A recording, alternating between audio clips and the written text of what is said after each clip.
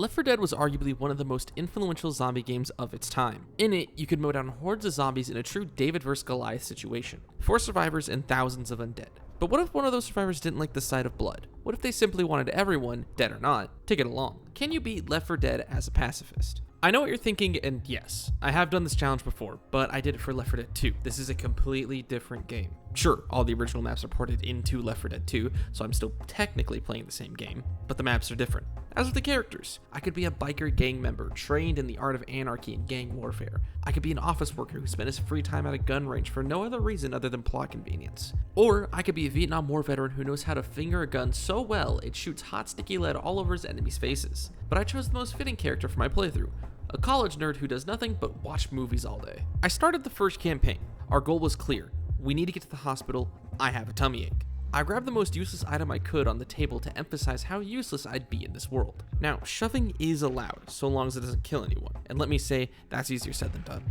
I accidentally killed a man with my hands already, and now the blood is on me forever.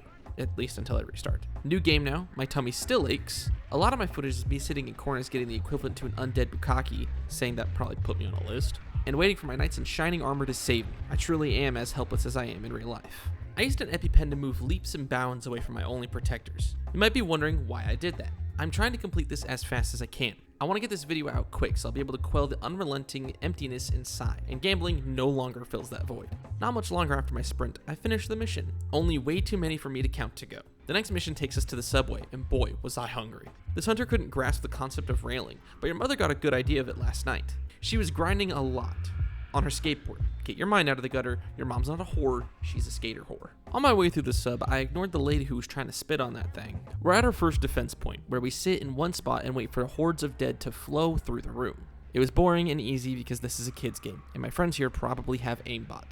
And this one is over before you can say, I can't believe they're not dead. What did I mean by that?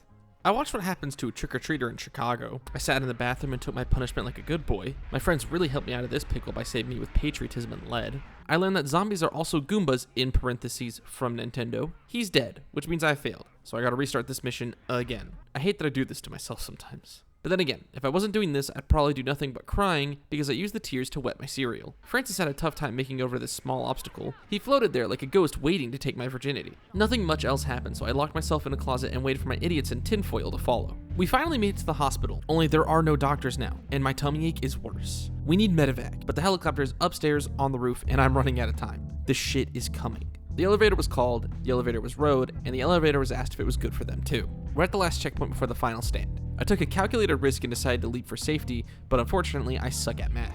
Finally, on the roof, now it's time to escape. Only I have to call the pilot and inform them that I'm so full of shit that if I took a lie detector test right now, the machine would explode. The final stand was so intense that I stood in one place for almost the whole time until my savior arrived to relieve my bowels, and I beat no mercy. Now, I ran into an issue. I recorded and played through the next 2 campaigns. I even added visual mods just for fun, but OBS shat itself and crashed as I was done, killing all the footage. Consider yourself lucky, because Christmas is early. I'm replaying both campaigns once again, both as a pacifist despite me already doing it once. In other news, a lot of the Steam Workshop mods for this game are literally just pornography. Luckily, the most offensive mod I got was turning Zoe into Luna. I'm not a furry, I'm a simp. But more importantly, I'm a disappointment to my father. And I fucking lied, the footage just moved to a different file, I hate everything, why did it do this, and I'm keeping this all in the script, fuck you. Anyways, in those mods, I changed a lot, so don't be surprised if you see Plankton from SpongeBob riding my skull and using me like a chair. I didn't realize how emphasized Luna's ass was in this mod until right now. I'm not a fucking gooner, I swear. That being said, say hello to this shit I made the medkit. I was so upset I made it this way, but to be fair, what the fuck did I expect from a mod called Boy Kisser iPad Medkit? Enough complaining, it's game time. I'm running for my life yet again, as I tend to do when my life is in danger. I was more liberal with my bashing now, but still making sure I didn't kill anyone. I can punch people, but killing is way too far. Here's that Plankton thing I mentioned. I don't remember Panster, that's the Toy Story bear's name, don't look it up, being so mean. He was the good guy after all. The real enemy of that movie was the kid's mom. He got me good and I reluctantly healed myself, despite the implications of me using that tablet in the attempt to feel better. You've never felt fear until you've seen this kind of SpongeBob. It's honestly the scariest thing I've seen today. In the attempt to flee from the zombies, I found this fucker. I instantly hated him, but despite that, I kept him in my hands so he could witness the horrors. Okay, safe zone time. And now part 2 in this 2-part part of the game. I'm gonna fuck saying that up in recording, just watch. A really buff plankton made sure to pound me into the ground. I swear, I'm not trying to make this sexual, it just is. A single tank, that's what the pink bear is, almost wiped out this entire run before Bill could stop him. We're on to the holdout of this campaign's finale. Does it seem like we got here quick? We did. It's only 2 parts. What did you expect? I eventually found the generator and started the waiting game. I'll admit, this is what jiggle physics in games should be geared towards. Not tits, nor ass, this. This wait was somehow more boring than the last, but that's okay. I have nothing better to do with my time other than hold this little terrorist. He's growing on me, and I don't like that. I made the bear jiggle with a gun. Don't worry, he's dead, so I'm not killing him. I'm merely violating a corpse. The truck dropped and I extracted. We were waiting for the truck. Next campaign, I think at least. I'm trying to do this in order, but I really don't care if I do. Anyways, we're going to the church to pray the gay away. Or so that's what my camp counselor told me at church camp. It's ironic when you think about it, since my pastor did that thing that one time. Is that funny or offensive? Who knows? At this point, I'm an expert using my pacifist move of fucking hitting my enemies with a shovel non-lethally. The tunnels were really spooky, but they only got worse when the Bob showed up. I genuinely jumped in real life at his goofy face. I bashed a man from behind, then realized something from my last playthrough like this, that kills people, which means I had to restart. I managed to do worse this time, but despite that, I had a few issues and made it into the safest of zones. Why can't we just live here? One big happy family that consists of Luna, Johnny Bravo, the cop from Cloudy with a Chance of Meatballs, and Squidward. Left 4 Dead is such a shitpost. I soon learned that the power of friendship is stronger than shit-flinging zombies. I almost climbed down the ladder, but then realized Benson was there. He's a witch, by the way. We sacrificed Bravo to the warlock and continued on. I used adrenaline to speed so fast through the sewer that even Usain Bolt would ask me why I'm in such a hurry.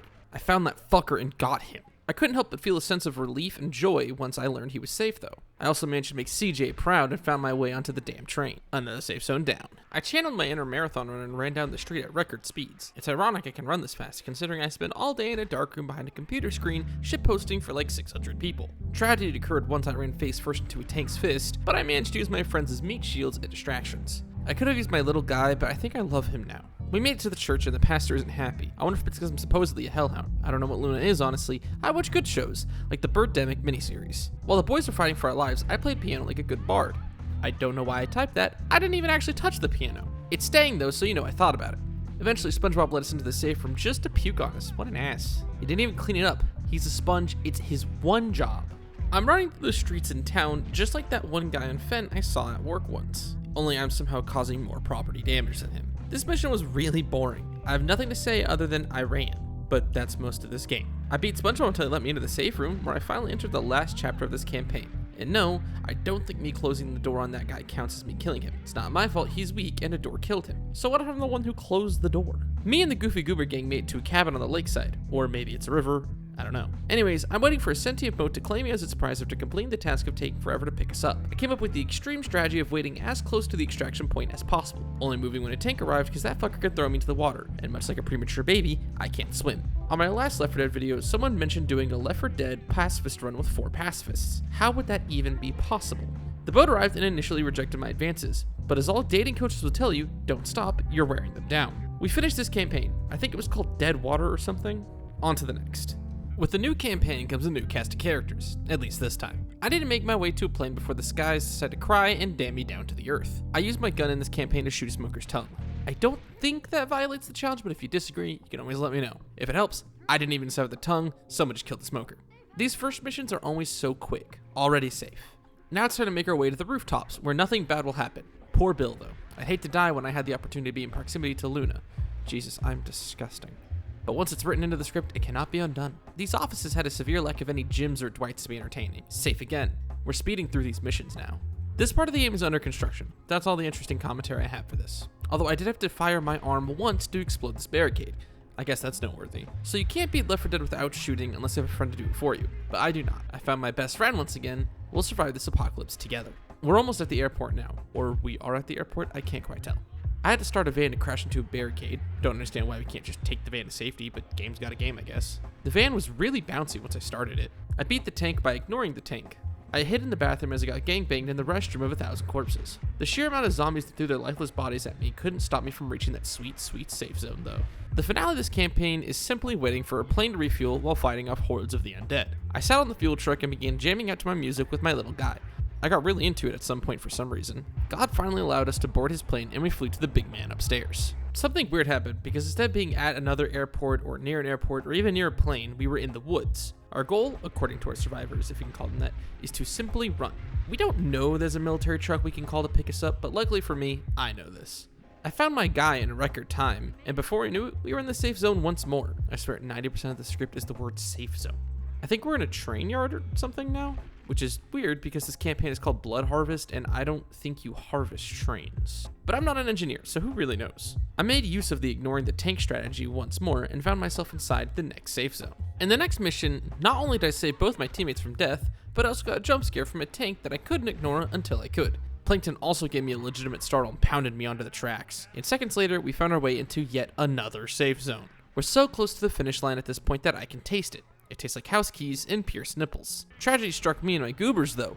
A tank literally fucked us so hard, we all died. The second time around, I almost jumped from a window. Then I realized all of those who would be better without me. Then I found myself with a SpongeBob and a Minecraft zombie, and another bukkake ensued.